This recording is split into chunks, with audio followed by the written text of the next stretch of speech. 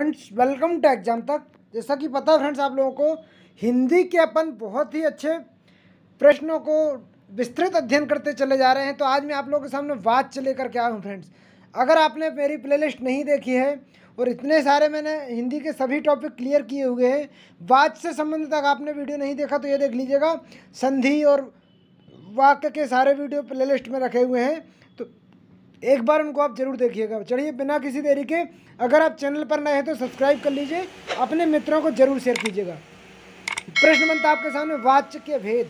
वाच्य कितने प्रकार के होते हैं फ्रेंड्स? प्रश्न फ्रेंड्स आप लोगों के सामने आया गया था, वाक्य कितने प्रकार के होते हैं। तो वाच्य होते हैं कर्तवाच्य, कर्मवाच्य, भाववाच्य। जैसा कि पता फ्रेंड्स वाच्य की संख्या 3 होती है। अब इनके बारे में अपन सबसे पहले वाच्य जानेंगे, वाच्य के बारे में जानेंगे और सारी कहानी आगे जानेंगे फ्रेंड्स। अब देखिए फ्रेंड्स, बात में ट्रिक के माध्यम से मैं आपको वाच्य आपके दिमाग में बिल्कुल सेट कर दूंगा फ्रेंड्स। कर्तवाच्य, कर्मवाच्य और भाववाच्य तीनों वाच्य हैं फ्रेंड्स। अब वाच्य के बारे में आपको बताने जाऊंगा, कहानी क्या है सारी जानकारी मैं आपको बताऊंगा फ्रेंड्स। तो कर्तवाच्य किसे कहते हैं, वाच्य कर्मवाच्य किसे भाववाच्य कहते हैं, इसको जानने से पहले फ्रेंड्स आपको जानना होगा कि वाच्य क्या कहलाता है। तो चलिए मैं आपको वाच्य की परिभाषा बताने जा रहा हूँ फ्रेंड्स। वाच्य फ्रेंड्स क्रिया के जिस रूप से यह जाना जाए कि वाक्य में क्रिया का मुख्य संबंध कर्ता, कर्म या भाव से है। क्रिया के जिस रूप से यह जाना जाए कि वाक्य में क्रिया का मुख्य संबंध कर्ता, कर्म या भाव से है, वह वाच्य कहलाता है। आई होप आप यहाँ समझ चुके होंगे वाच्य क्या कहलाता है। क्रिया के रूप में यह जाना जाए कि वाक्य में क्रिया का मुख्य संबंध कहाँ से है, यही कर्म या भाव वाच्य कहलाता है फ्रेंड्स। आई होप आप समझ चुके होंगे फ्रेंड्स। चलते हैं अब आगे। देखिए मैं आप लोगों को फ्रेंड्स बता दूं वाच्य कर्तवाच्य के बारे में। वाच्य 3 प्रकार के होते हैं फ्रेंड्स, कर्तवाच्य, कर्मवाच्य और भाववाच्य। अब कर्तवाच्य में आ जाता है क्रिया के उस रूपांतर को कर्तवाच्य कहते हैं जिससे वाक्य में कर्ता की प्रधानता का बोध हो। अब आपको समझ में आएगा कर्तवाच्य क्या है फ्रेंड्स। मतलब जिसमें कार्य करने की प्रधानता होती है उसी को कर्तवाच्य कहा जाता है फ्रेंड्स। उदाहरण, सोहन केला खाता है, पुस्तक पढ़ता है, विजय पुस्तक पढ़ता है, तो कर्तवाच्य करने वाला। तो यहाँ पर कर्त कौन है, सोहन। विजय पुस्तक पढ़ता है, कर्त कौन है, विजय। मतलब विजय के द्वारा कार्य किया जा रहा है। आई होप आप यहाँ पर समझ चुके होंगे।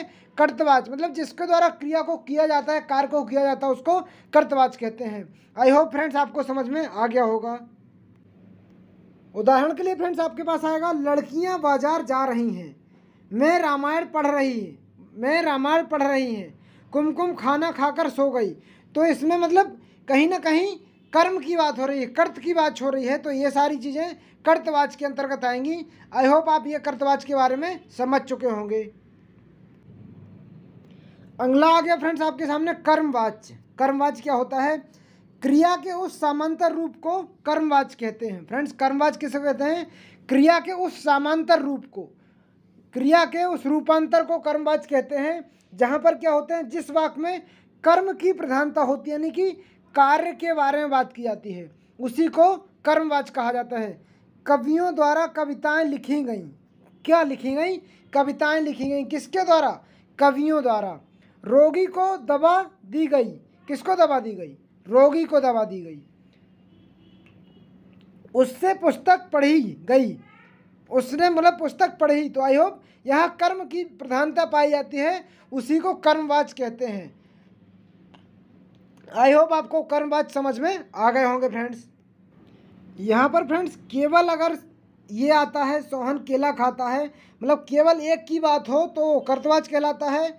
और अगर कर्मवाच्य में मतलब उसके द्वारा कोई कार्य किया गया हो तो कर्मवाच्य कहलाता फ्रेंड्स। अब अपन अगले वाक्य के देखिए फ्रेंड्स, आपने कर्तवाच्य के बारे में पढ़ा था। अब अगर ऐसे ही प्रश्न थोड़ा सा बदल दिया जाएगा, लड़कियों द्वारा बाजार जाया जा रहा है, मतलब लड़कियों के द्वारा, तो के द्वारा की बात आएगी फ्रेंड्स। यहाँ पर डायरेक्ट कर्मवाच्य में बदल जाएगा। मेरे द्वारा रामायण पढ़ी जा रही है, वर्षा से पुस्तक पढ़ी गई, मतलब द्वारा की बात होगी फ्रेंड्स। किसके द्वारा किया जा रहा, तो कर्मवाच्य, मतलब यहाँ पर किसी न किसी का कर्म किया जा रहा।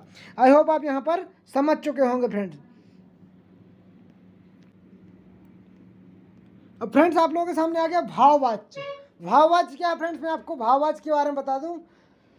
क्रिया के रूपांतर में को भाववाच्य कहते हैं जिससे वाक्य में क्रिया अथवा भाव की प्रधानता का बोध हो।